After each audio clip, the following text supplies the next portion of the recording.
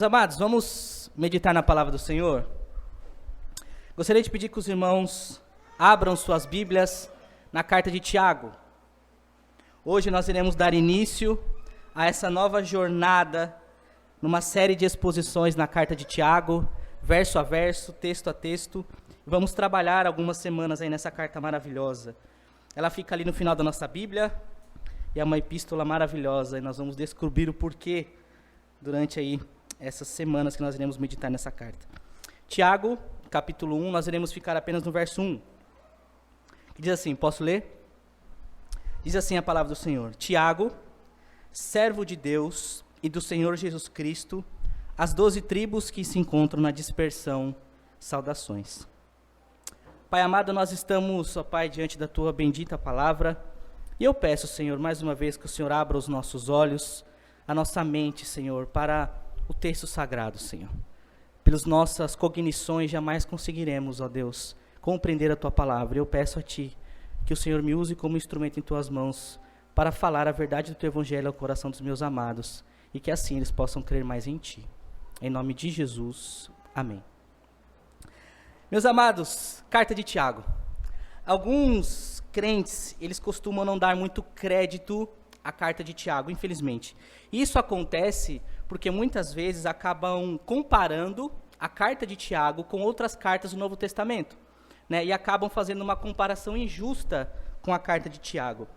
Porque isso acontece nessa comparação, porque às vezes se você pega a carta de Romanos, por exemplo, você tem a carta de Romanos, a grandiosa carta da doutrina da justificação pela fé.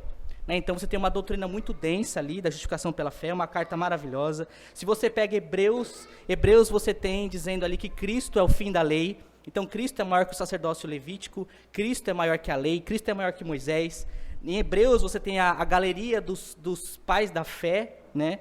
Texto maravilhoso. Se você vai em 1 Coríntios, você tem Paulo, nosso grande tratado sobre os dons na igreja, de como devem funcionar os dons dentro da igreja. Se você olha Colossenses, que nós já estudamos, você tem a maior parte das escrituras que fala sobre a pessoa de Cristo, a suficiência e a supremacia de Cristo, e Tiago. Né? Tiago está lá, Tiago está nas nossas Bíblias. Tiago talvez nos dá alguns conselhos morais, e nós temos a tendência, alguns irmãos, uma tendência injusta de colocar Tiago numa segunda categoria de carta, porque Tiago não trata nenhuma doutrina profundamente, né? Acaba sendo uma epístola geral e acaba sendo uma epístola não muito desejosa pelos cristãos. Os cristãos gostam de cartas e teologias pesadas, quero saber sobre coisas difíceis para me fazer apologética, e nos esquecemos da prática da fé, que é o que o Tiago vai trabalhar. Por que, pastor, você não estuda, por que não começamos com Apocalipse? Né? Era isso que eu queria, né? Mas eu acho que é interessante nós começarmos a estudar um pouco sobre como nós vivemos a nossa prática da fé. E Tiago vai justamente cobrir esse ponto. Não podemos enganar, meus amados. Tiago é uma carta maravilhosa, inspirada por Deus, e tem um papel muito significativo para a nossa vida cristã nos dias de hoje, no seu estilo, no seu apelo, na forma, na sua dinâmica, nos seus assuntos, a forma como ele trata a vida cotidiana. E hoje, nesse sermão, eu quero separar esse sermão introdutório da carta de Tiago. Eu quero separar esse sermão em 3 partes, para que nós possamos entender esse pano de fundo, porque ele vai ser muito importante para a nossa caminhada aí, durante esse texto, durante essas semanas. A primeira parte que eu quero trabalhar com os irmãos hoje é sobre por que estudar Tiago. Eu vou trazer aqui 3 argumentos de o porquê é tão importante nós estudarmos Tiago, uma carta tão negligenciada nos nossos dias hoje, né? Lutero dizia que Tiago era uma carta de palha, que Tiago nem deveria estar no cânon, né? E nós vamos ver um pouco sobre isso. Então, eu quero defender aqui, primeiramente, o porquê estudar Tiago. O segundo ponto nós iremos meditar hoje é quem foi Tiago, quem é esse ator, quem é esse cara, quem é esse homem que escreveu. E o terceiro ponto é para quem Tiago se dirigiu. Então, o nosso sermão vai estar introdutório nesses aspectos e nós vamos ver a palavra do Senhor dentro disso. Então, o primeiro ponto, por que estudar Tiago?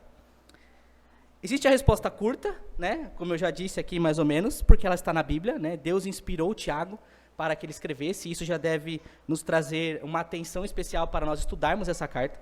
Mas, meus amados, tem alguns objetivos maravilhosos sobre a carta de Tiago, né? Meu objetivo aqui é expor ela, e se Deus me der saúde, e os irmãos também assim permitirem que eu fique muitos anos aqui, junto com outros irmãos, meu objetivo é estudar toda a escritura com os irmãos, verso a verso, todos os livros, né? Já foram 3, né? Já foram Filemon, Colossenses e o livro de Jonas, né? E agora Tiago. Tem uma caminhada longa pela frente aí, mas vamos estudar. Então, essa é a resposta curta, porque está na Bíblia, a gente vai estudar. Mas existe uma resposta mais completa e eu quero que os irmãos entendam alguns motivos. O primeiro deles é porque Tiago, nunca se esqueçam disso, Tiago, ele tem uma relevância muito grande para nós, porque Tiago nos dá um panorama e uma foto de como eram os cristãos no primeiro século. E quando a gente fala de primeiro século, a gente fala de uma era muito grande, né? Mas a verdade é que Tiago nos fala dos primeiros crentes, daqueles que estavam bem na transição de saindo da religião do judaísmo, se convertendo a Cristo e entrando no cristianismo. Eu não sei se os irmãos sabem, mas Tiago é a primeira carta do Novo Testamento. Isso muda muito já, né? Tiago é a primeira carta que nós temos registrada no Novo Testamento, que foi escrita ali por volta do ano de 45 a 49. Então, Tiago é uma carta onde os cristãos estão bem nessa transição depois da ascensão de Jesus, onde eles creem no Cristo, e agora a gente faz o quê? A gente era judeu, o culto era judaico, os costumes eram judaicos, nós não oferecemos mais sacrifícios, porque Cristo é o nosso sacrifício. Como nós cultuamos agora?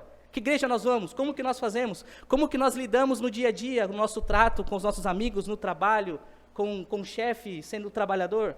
É os dilemas dos primeiros crentes da era cristã. Isso é extremamente importante para nós, porque ela é realmente, a carta de Tiago, essa transição entre a saída do judaísmo para ao cristianismo. No livro de Atos, você tem o surgimento das igrejas, você tem as igrejas ali depois de Lucas, você tem Atos, Lucas escrevendo ali, a igreja dando seus primeiros passos como bebês ali, aparece Paulo pregando aos gentios, e a igreja está começando. Em Jerusalém tem uma igreja, e o pastor dessa igreja é Tiago, e nós vamos falar um pouco sobre isso. Então veja que é uma igreja bem na transição, né? Alguns irmãos aqui já passaram não, né? Já passaram por essa experiência de viver uma vida inteira, talvez, em uma outra religião, talvez uma vida inteira numa seita, e quando se converte, faz o quê? E agora? O que eu faço? Onde eles vivem? O que os crentes comem? Onde eles andam? O que a gente faz? Né? É exatamente o que esses irmãos estão vivendo aqui, saindo do judaísmo e entrando no cristianismo. Esse processo de transição é muito importante para nós. Então, por que isso é importante? Porque nós vamos ver no palavreado de Tiago, nas palavras de Tiago, que a carta de Tiago, na sua mensagem, ela tem um sabor judaico. Né? Tiago tem algumas expressões judaicas, e nós precisamos entender isso, porque Tiago está nessa transição. Aonde os irmãos iam se reunir? O que eles vivem? Como eles fazem? E Tiago, ele vai dar conselhos, e você vai ver um sabor, um tempero, né? Os que gostam de MasterChef, um tempero judaico. Tiago tem esse tempero judaico realmente no seu estilo de escrita, e nós vamos ver isso. Então é por isso que é importante entendermos esse contexto de onde ele está. Então, primeiro ponto, por que Tiago é extremamente importante? Porque nós temos a fotografia de como os crentes precisavam viver agora crendo em Jesus. O ponto que eu quero mostrar para os irmãos aqui, se os irmãos abram aí, por favor, em Tiago 2, vocês estão em Tiago 1 aí, né? No Tiago 2, no versículo 2... Tiago 2 diz assim: se, portanto, entrar na vossa sinagoga algum homem com anéis de ouro nos dedos, em trajes de luxo, e entrar também algum pobre andrajoso, e tratardes com deferência o que tem trajes de luxo, e disserdes tu, assenta-te aqui em lugar de honra, e disserdes ao pobre, tu, fica ali em pé, ou assenta-te aqui debaixo do estrado dos meus pés, não fizeste distinção entre vós mesmos? E aí ele continua. Veja que Tiago aqui, ele usa a palavra sinagoga, né? Sinagoga aqui, ela muito provavelmente se refere ao templo, ao prédio em que eles de fato estavam, onde eles se reuniam, né? E eles estavam ali se reunindo nas sinagogas, porque o que eles faziam? Eles se reuniam nas sinagogas. Existia o templo de Jerusalém, onde ofereciam sacrifícios judeus, mas já existiam sinagogas espalhadas por vários lugares. Era onde eles se reuniam para ler a Torá, liam os profetas, o saltério, faziam suas orações, era na sinagoga. E Tiago, nessa transição, está dizendo, olha, se entrar alguém aí na sinagoga, você vê que ainda, muito provavelmente, não havia ocorrido ainda a expulsão completa dos cristãos do contexto judaico. Então é onde eles ainda se reúnem. Mais para frente, você vai ver Paulo escrevendo as cartas, e Paulo dizendo, né, a igreja que está na casa de fulano, na casa de Filemon, depois que os cristãos foram expulsos desses contextos judaicos, eles começaram a se reunir nas casas, e tiveram um templo novamente só no 4º século, voltaram a se reunir como igreja, templo, né, físico só no 4º século, mas nesse começo aqui, nos parece que eles ainda estavam dentro da sinagoga, no contexto de sinagoga, estudando a palavra do Senhor. Esse é o tempero de Tiago judaico. No versículo 3, vai dizer, ele vai dar o conselho aqui, né? Se entrar alguém com esses anéis de ouro, e tu disser, assenta-te aqui em lugar de honra, e disseres ao pobre, tu fica ali, né? E dá outro lugar para esse pobre sentar, isso também faz parte de um contexto judaico, porque existia um homem treinado no judaísmo, conhecido como Razan, que esse homem, ele era o severino da sinagoga, né? Ele que arrumava os livros, ele que limpava, ele que abria, ele que fechava, ele que dirigia as orações, e ele era o responsável de quando as pessoas chegavam na sinagoga, colocar onde elas deveriam sentar, né? Esse Razan era quase o diácono do Antigo Testamento, né? Ele era treinado na sinagoga, e Tiago aqui parece fazer menção a esse cara. Se chegar alguém na sua igreja aí, na sinagoga, e você falar para o rico, senta aqui na frente, e o pobre senta lá atrás, você está fazendo distinção. E essa era uma função de um homem dentro da sinagoga. Então, de fato, nós temos aí essa espécie de tempero, de contexto ainda cultural, judaico, desses irmãos que se converteram ao Senhor. Mas não se enganem, Tiago entende o que é igreja. Se vocês abrirem ali, por favor, em Tiago capítulo 5, no versículo 14... Tiago, ainda que ele fale sobre sinagoga, sobre esse contexto, Tiago está ciente da igreja, Tiago está ciente do corpo de Cristo, Tiago está ciente da instituição cristã. Ele vai dizer em Tiago 5,14, está alguém doente entre vós? Chame os presbíteros da igreja. Então, aqui a palavra igreja realmente é eclesia, né? Então, de fato, Tiago conhece o contexto de igreja. Por mais que eles estão reunidos em uma sinagoga, muito provavelmente, Tiago vai dizer, lá mais para frente, quando vocês estiverem doentes, chama os pastores. Então, você já tem essa ideia da liderança de pastores na igreja, que são os presbíteros, e na igreja. Então, Tiago conhece esse contexto de igreja, conhece esse contexto de culto, que é justamente essa transição que nós vamos perceber. Esse é o primeiro grande ponto, meus amados. Espero que os irmãos tenham compreendido essa fotografia desses crentes, é extremamente importante para nós, né, estudarmos isso, como que eram esses cristãos. O segundo ponto, sobre a importância de estudarmos o livro de Tiago, é que Tiago, ele tem assuntos, e Tiago vai tratar de alguns dilemas que aqueles cristãos viviam no seu dia a dia, e que esses dilemas ainda estão conosco todos os dias. Os mesmos problemas, as mesmas dificuldades, os mesmos desafios que aqueles cristãos viviam ali na primeira era, a gente está falando de 20, 30 anos de igreja apenas, realmente muito comecinho ali, os mesmos dilemas que eles viviam, que Tiago vai instruir, nós ainda passamos hoje. Nós estamos um pouco mais de 1900 anos de distância, mas os problemas, os dilemas, as dificuldades, os conselhos ainda se aplicam a nós hoje. E Tiago, veja, Tiago vai trabalhar nesse livro. Crentes que se diziam crentes, mas que não faziam nada na igreja, né? Olha o que Tiago já estava lidando aí nos seus 20 e poucos anos de igreja só da existência. Isso acontece até hoje no nosso meio. Tiago também vai lidar com crentes que se diziam crentes, mas que se envolviam com o mundo. Crentes que estavam na igreja, mas que amavam o mundanismo, né? Isso também não é um problema de hoje, já é um problema que existia na carta de Tiago, que Tiago escreve. Tiago vai lidar nessa carta, né, olhando todo o contexto de Tiago, que irmãos precisam vencer a ira. A ira já é um problema que existia na época de Tiago dentro da igreja. E Tiago vai trabalhar sobre os cristãos viverem e vencerem a ira. Tiago vai trabalhar sobre pessoas que precisam controlar a língua. Olha que coisa maravilhosa. Já existia na época de Tiago, crentes que é um caixão para o crente e outro caixão para a língua, né? Já existia. E nós hoje também, muitas vezes, estamos dentro desse contexto. Tiago vai lidar com crentes preconceituosos que fazem diferença entre os ricos e os pobres, né? Que é esse texto que nós lemos. Fazem diferença, o rico senta aqui e o pobre senta lá atrás. Tiago já lidava com esse tipo de situação com crentes já nos primeiros anos da igreja. Tiago também vai lidar com os poderosos que enriqueciam por meio da injustiça dos seus trabalhadores, enquanto os trabalhadores passavam necessidade e ficavam às mínguas. Nós vamos trabalhar sobre isso. Tiago também vai trabalhar que os crentes sofrem. provações e dificuldades. O capítulo 1 de Tiago, que nós vamos começar na semana que vem, os próximos versículos, Tiago vai trabalhar sobre as provações. E assim como eles lá, nós ainda também passamos por dificuldade, passamos por provações. E o último ponto de contato, o último ponto que nós temos iguais a esse povo, aí num ponto positivo, é que em Tiago 5, capítulo 7, Tiago vai dizer àqueles irmãos: sede, pois, meus amados, pacientes até a vinda do Senhor. Nós também ainda aguardamos a vinda do Senhor. Assim como aqueles crentes, lá naquele começo, já aguardavam a vinda do Senhor com poder e grande glória nas nuvens, nós ainda também aguardamos esse retorno. Se nós morrermos esperando, nós morreremos pacientemente aguardando a vinda do Senhor, assim como eles também passaram por isso. Então, primeiro ponto, porque Tiago é esse grande panorama dos crentes. Segundo ponto, porque existe essas muitas semelhanças dos problemas que eles enfrentavam e que nós enfrentamos hoje. E o terceiro ponto de por que estudar Tiago, é porque Tiago, meus irmãos, é uma carta de sabedoria. Tiago é uma carta sapiencial.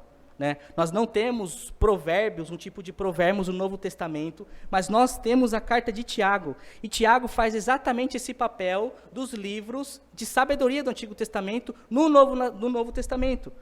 Tiago quer nos mostrar como os crentes vivem. Tiago quer nos dizer como nós devemos nos relacionar com os irmãos, como nós devemos nos relacionar com o trabalho, como nós devemos nos relacionar com a igreja, por meio de conselhos divinos. É isso que Tiago vai nos trazer. Tiago vai nos ajudar a viver no cotidiano, como trabalhamos a nossa língua, os nossos planos, o que nós desejamos fazer, o que de fato é vontade do Senhor. É uma abordagem de Tiago muito parecida do Antigo Testamento, desses livros de sabedoria.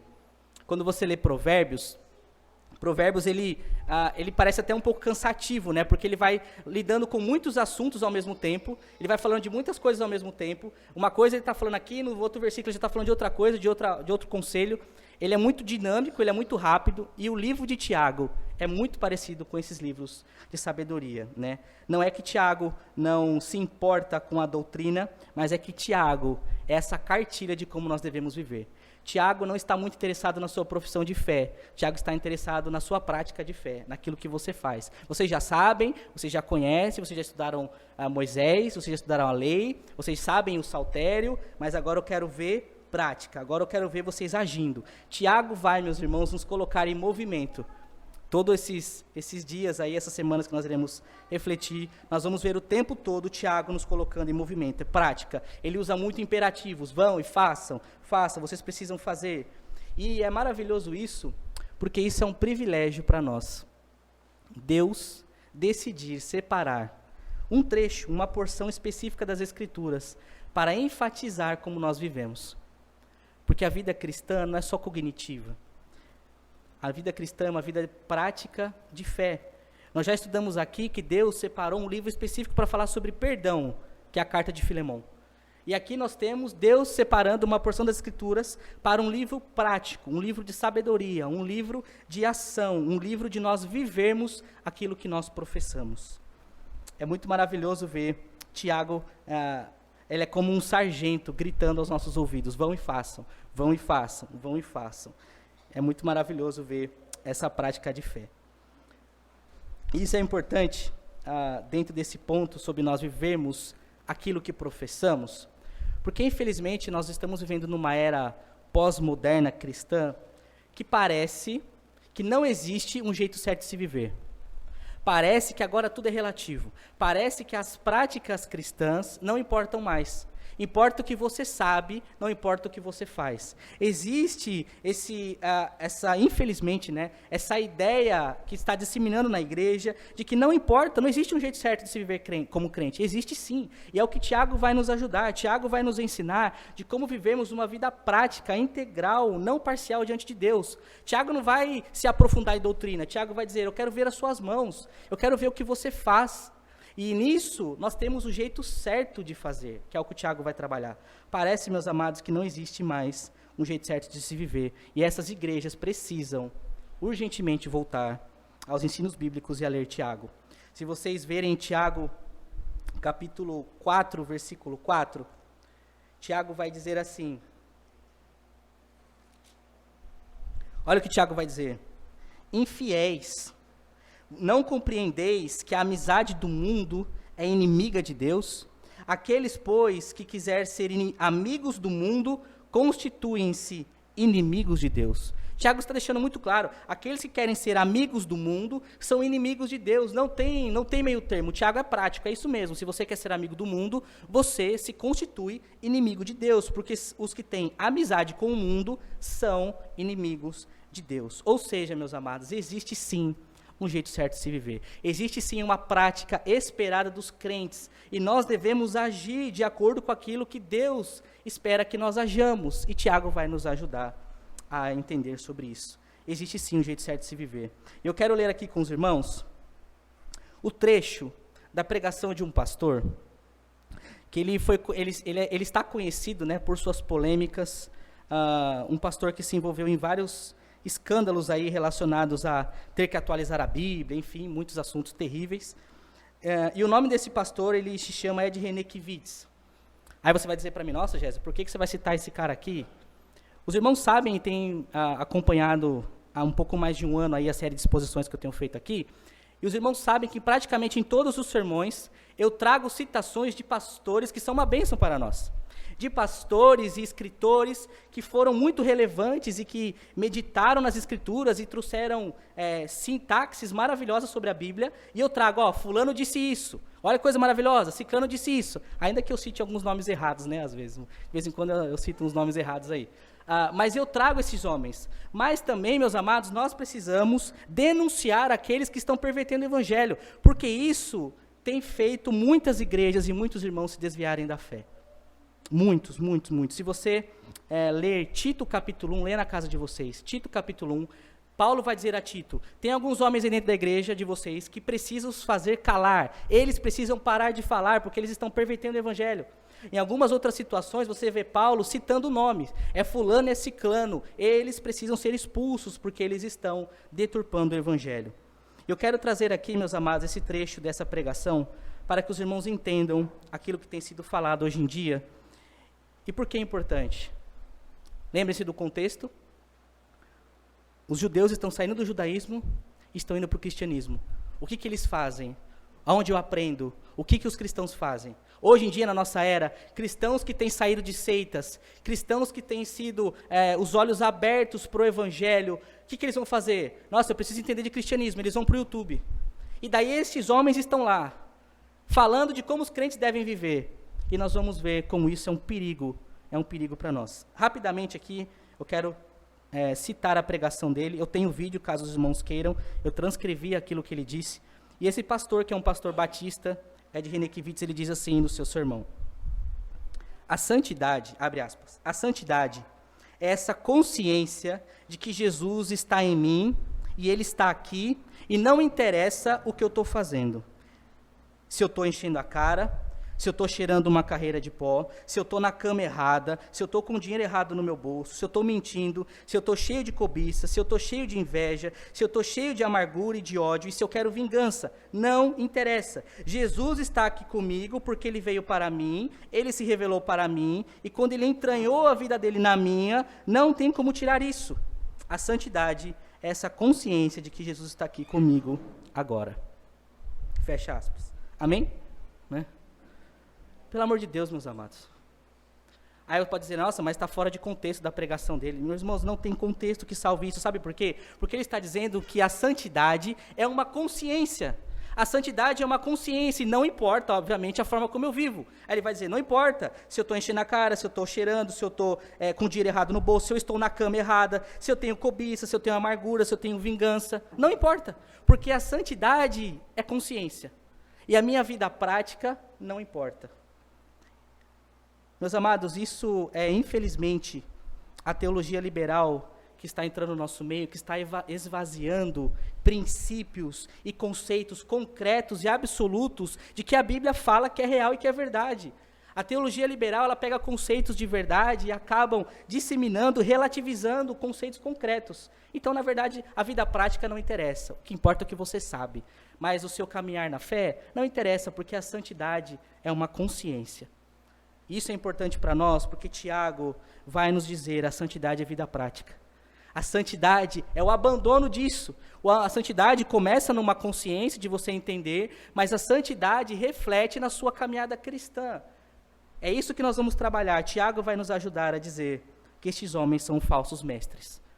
Então, tomem cuidado com o que vocês assistem, o que vocês veem na internet, porque esses homens estão lá, dizendo de como devem ser cristãos, para toda essa massa de pessoas que estão saindo de seitas e querem saber como viver a vida cristã, encontram esses homens dizendo essas barbaridades, né? Então, de fato, meus amados, Tiago é muito relevante para nós. É esse contexto, é esses assuntos, e é sobre essa vida prática que nós precisamos ter, porque a santidade é uma vida de piedade demonstrada nas obras. Tiago vai nos ajudar a pôr o meião e sair para a rua. Amém? Introdução, por que estudarmos Tiago. Segundo ponto, quem foi esse Tiago, então, que escreveu? Tiago, nas versões, nas Bíblias em inglês, ele se chama James, né? Na nossa, Tiago, mas a raiz do nome Tiago vem de Jacobus, que é Jacó, né? A raiz do nome Tiago vem de Jacó. É por isso que na época de Jesus existiam muitos Tiagos, né?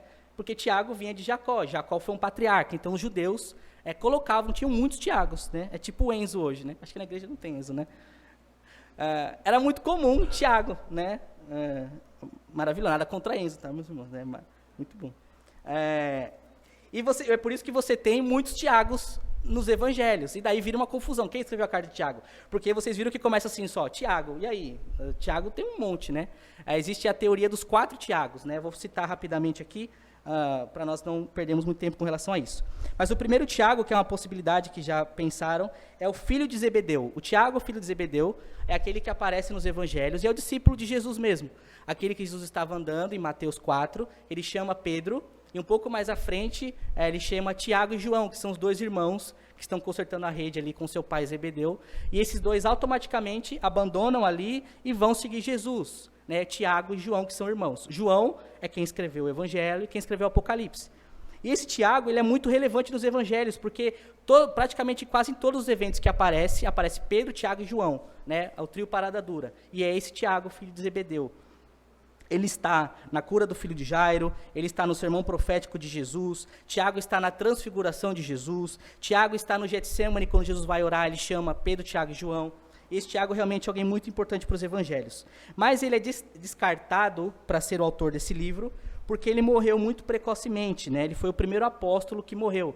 Morreu ali por volta do ano 40 depois de Cristo. Então, pelas datações, fica realmente impossível que tenha sido esse Tiago que escreveu. Por mais que as pessoas achem que esse Tiago que está nos evangelhos ali, andando com Jesus, é quem escreveu a epístola, mas não é. O segundo Tiago, que existe a possibilidade, ele aparece em Marcos 3, em Mateus 10, é o Tiago, filho de Alfeu. Ele aparece em algumas situações ali, ele é discípulo de Jesus também, e esse Tiago, ele é irmão de Mateus, né, que anda ali com Jesus. Se vocês abrirem, por favor, em Atos capítulo 1, ele vai aparecer, podem abrir.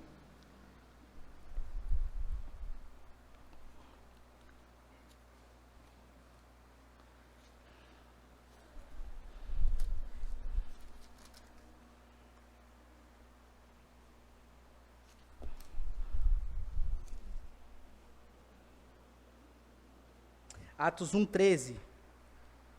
Vai dizer, quando ali entraram, subiram para o cenáculo, onde se reuniram Pedro, João, Tiago, André, Filipe, Tomé, Bartolomeu, Mateus, Tiago, filho de Alfeu, que é esse cara, Simão, o Zelote, e Judas, filho de Tiago. Então você tem o Tiago, que é o Tiago, você tem, que é esse que nós falamos aí, né, o discípulo de Jesus, o filho de Zebedeu, você tem o Tiago, filho de Alfeu, que é esse outro aqui, e você tem no final um terceiro Tiago, que é o Tiago, o Judas, que é filho de Tiago. Então esse Tiago é o pai de Judas, que é a terceira possibilidade, o pai de Judas. E ele aparece também em Lucas capítulo 6, e Jesus vai dizer que, Lucas vai dizer, né, que ele é Tiago, o pai de Judas, não o Iscariotes. Então ele é um outro Tiago.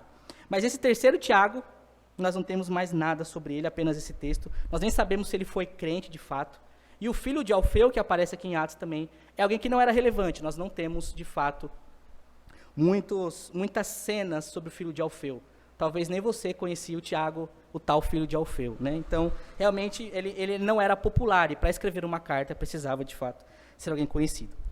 Tiago, filho de Zebedeu, não é. Tiago, filho de Alfeu, não é. Tiago, pai de Judas, não Iscariotes, também não é. E o quarto, que é, de fato, o escritor dessa carta maravilhosa, é Tiago, o irmão de Jesus.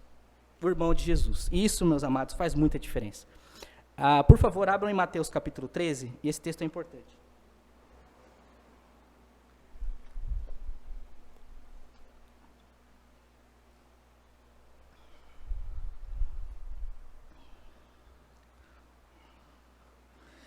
Mateus 13, versículo 55.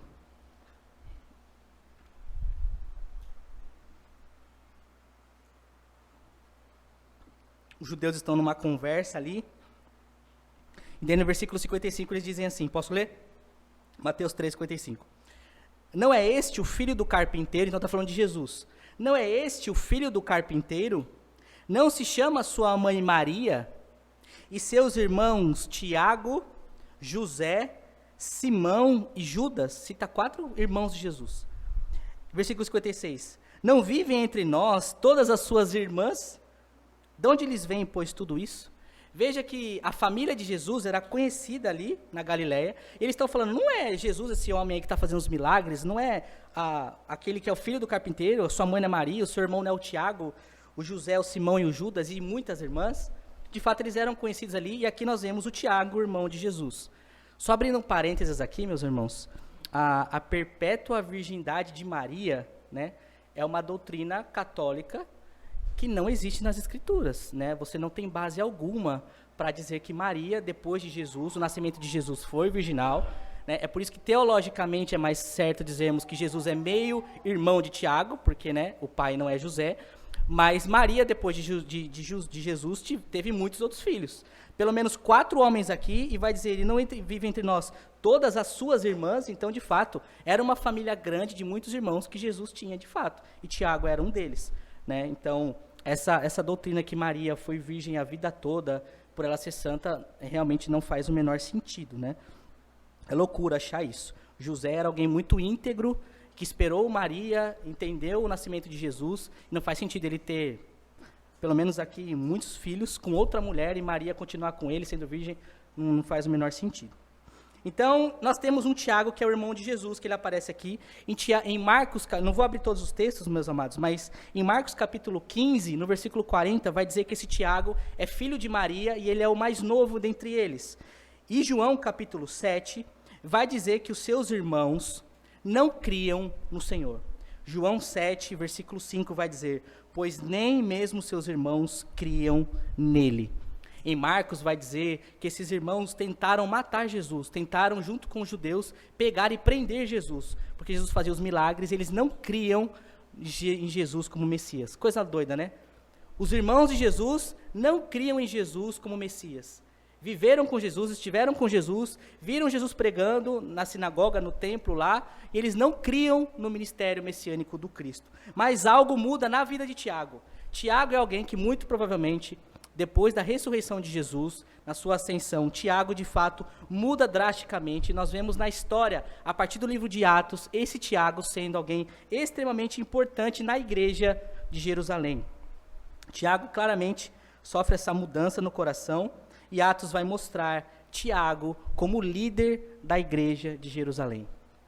Deus trabalhou, o Espírito Santo trabalhou na vida daquele homem, e aquele homem, então, começou a, de fato, crer no Senhor Jesus Cristo e virou o grande líder da igreja após a ascensão de Jesus. Em Gálatas, capítulo 1, no versículo 19, Paulo vai dizer sobre a sua ida a Jerusalém, e ele vai dizer que quando ele foi a Jerusalém, ele se encontrou com Pedro e se encontrou com Tiago, que era o irmão do Senhor. Ele vai dizer exatamente isso no texto, Tiago, o irmão do Senhor, em Gálatas capítulo 1, versículo 19. No capítulo 2, Paulo vai dizer que 14 anos depois ele volta a Jerusalém, e quando ele volta a Jerusalém, ele se encontra mais uma vez com Pedro e com Tiago. E Pedro e Tiago, eles são os pilares da igreja de Jerusalém. Em Atos capítulo 12, quando Pedro é solto, ele pede para avisar para Tiago que ele está solto, porque de fato Tiago era o líder da igreja de Jerusalém. No concílio de Jerusalém, em Atos capítulo 15, nós vemos Paulo ali discutindo sobre os tratados, de como os gentios deveriam se comportar, se circuncidam ou não. Nós temos ali a fala, e quem preside o concílio de Atos 15 é Tiago, o irmão do Senhor.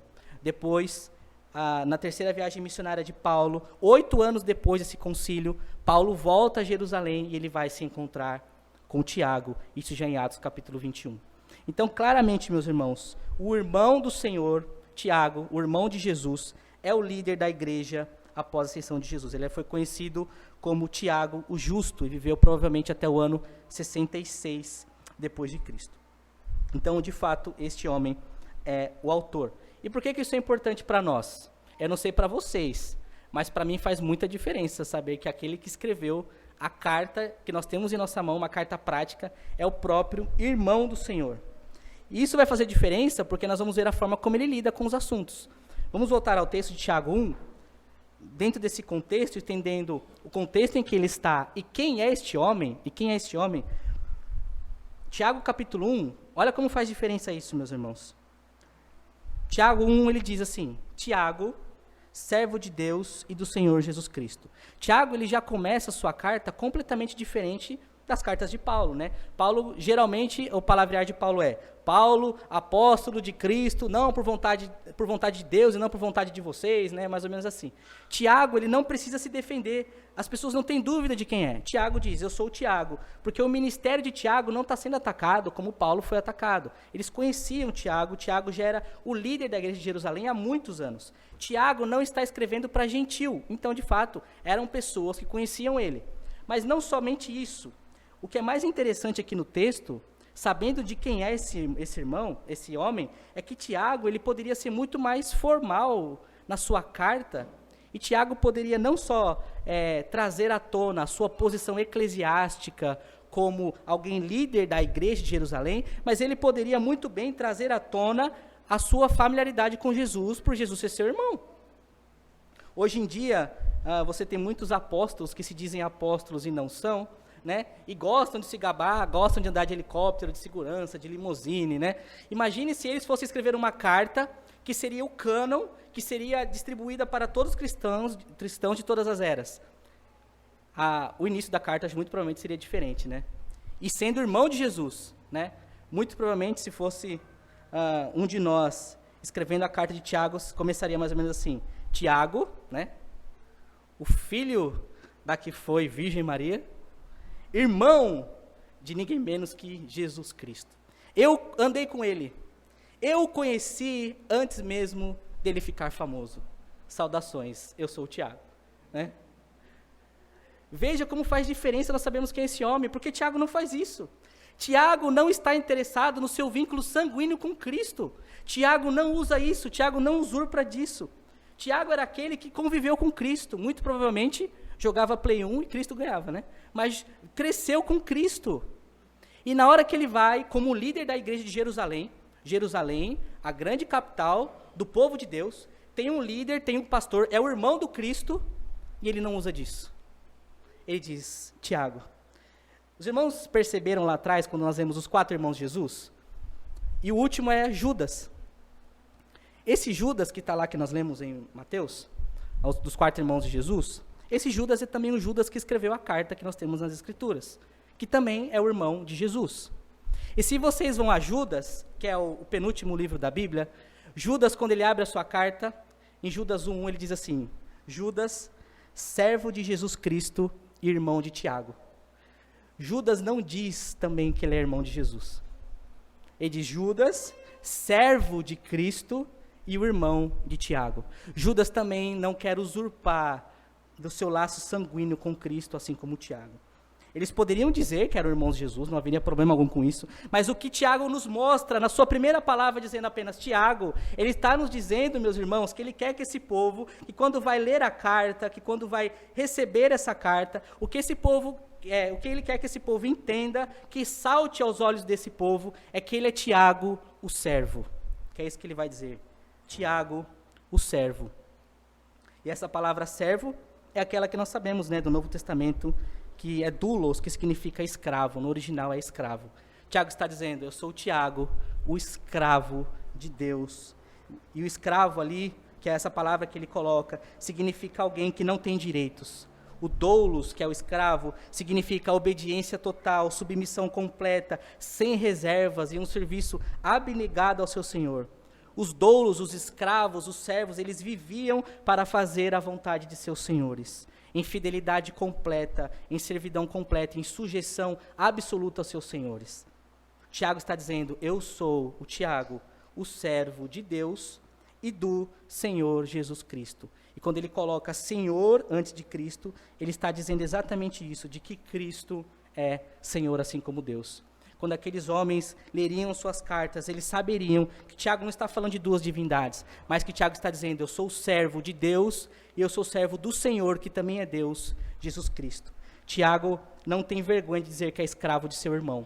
Mas não é simplesmente porque seu irmão é seu irmão, mas porque Cristo, Jesus, é o Senhor Deus. E ele se sujeita como um servo, como um escravo. Ele não queria que aquelas pessoas olhassem, ele é o irmão de Jesus. Não, eu sou um servo desse Senhor. Isso muda muito. É muito bonito ver a transformação e a evolução na vida de Tiago. Tiago era um opositor de Deus, Tiago era um opositor de Cristo, não cria no Senhor, algo muda e agora ele é um servo. Isso, meus amados, é a graça de Deus que continua todos os dias fazendo isso, transformando opositores, pessoas que não creem no Senhor, em escravos. Pessoas que talvez diziam, que papo é esse de crente? Deus, por meio do seu Espírito, tem transformado opositores em servos, em pessoas que nunca queriam o Evangelho e agora estão na igreja servindo ao Senhor, com tudo que têm, com tudo que são, entregando a sua vida, entrega inteira diante do Senhor. E Tiago vai nos ensinar em sua carta como é de fato ser um servo na vida prática. Maravilhoso, né, ver a obra do Senhor na vida de Tiago. E o último ponto aqui, para quem ele se dirigiu, ele vai dizer, Tiago, servo de Cristo, de Deus e do Senhor Jesus Cristo, as 12 tribos que se encontram na dispersão, saudações. As 12 tribos aqui que ele está se referindo é exatamente ao povo que judeu de etnia, mas que vivia fora da Palestina, viviam fora de Jerusalém, né? Algumas pessoas tentam pegar essa expressão e dizer que é a igreja, mas não. De fato, Tiago está escrevendo a judeus de etnia, judeus que são descendentes mesmo, de nacionalidade, mas que se converteram ao Evangelho, que de fato creram também no Senhor Jesus como o Senhor, Cristo como o Senhor, mas que estão espalhados, que é o que ele diz aí, que estão na dispersão. Essa dispersão é sobre esses crentes, essas tribos de nacionalidade que estão espalhados por todo o lado, né? Então, de fato, nós vemos Tiago se referindo a esse povo. Se vocês abrirem a carta de vocês, a Bíblia de vocês, mais uma vez, em João capítulo 7, vocês verão que não é só aqui que vai dizer sobre essa expressão.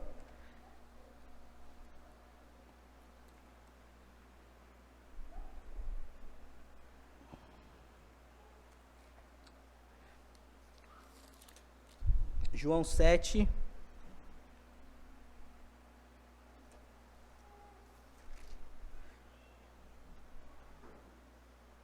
A partir do versículo 33. Diz assim a palavra do Senhor. Disse-lhe Jesus, ainda por um pouco de tempo estou convosco e depois irei para junto daquele que me enviou. Ele está conversando aqui com os judeus, né? Jesus está dizendo que ele vai morar com o Pai, vai ressuscitar, mas eles ainda não entendiam isso, né? Versículo 34. A vez de procurar-me, não me achareis. Também onde eu estou, vós não podereis ir. Ele está dizendo esse povo. Aí no versículo 35 vai dizer, disseram, pois, os judeus uns aos outros, para onde irá este que não possamos o achar? Irá, porventura, para a dispersão entre os gregos, com o fim de os ensinar? Então você vê que os judeus já tinham essa ideia da dispersão, que eram os judeus que depois que retornaram do cativeiro da Babilônia, não voltaram para Jerusalém, eles ficaram dispersos, né, em várias outras cidades, em vários outros países, eles ficaram dispersos, e esses judeus acham que Jesus vai para lá para pregar para eles. Será que Jesus vai à dispersão entre os gregos ensinar? E é por isso que nós não vamos, né? A gente fica aqui, que a gente é judeu. Então já existia esse linguajar do povo de Deus, o povo judeu que estava espalhado por todas as nações. E o último texto, em Atos capítulo 11, de novo vai aparecer a expressão, que muito provavelmente é para onde Tiago escreveu esse texto. Atos capítulo 11, versículo 19.